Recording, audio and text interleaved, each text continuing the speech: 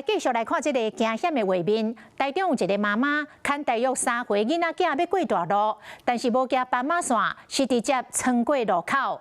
囡仔佫用撞的，差一点点就互外送员骑机车弄着。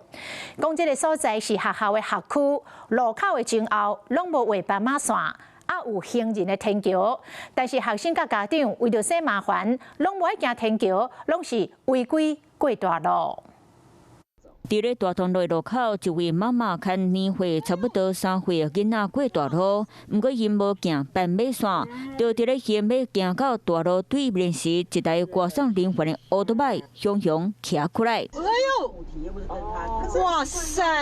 当时车路阁有轿车、公车、客停车伫咧等红灯，囡仔是要向前冲，妈妈甲伊有条例。加在挂上人员看到母仔囝赶紧启动啊，妈妈嘛赶紧抱囡仔。人家不安全，因为这边是学区嘛，很多家长接送，然后他们有时候贪图方便，是有时候停在对面汽车，爸爸他可能就放小孩子下来，他们也是直接这样冲过来。事发地点就伫咧小平路中的学校门卡口，这个路口前后100公尺拢无斑马线，虽然有行人天桥会当行，不过附近的民众讲，上课和放学的时间点，定定看到学生囡仔和家长违规过大路。用路人会直接就是穿越马路穿过去，因为天桥的话会比较麻烦，要上去。因为天桥他们要爬楼梯，因为现在人比较不喜欢运动，所以有斑马线会比较直接一点。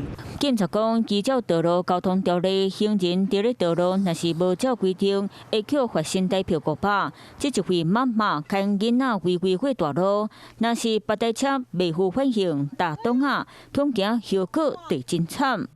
Hello， 我是张新文。想要抢先掌握最及时的新闻资讯吗？赶快订阅、按赞、开启小铃铛，锁定华视新闻 YouTube 频道。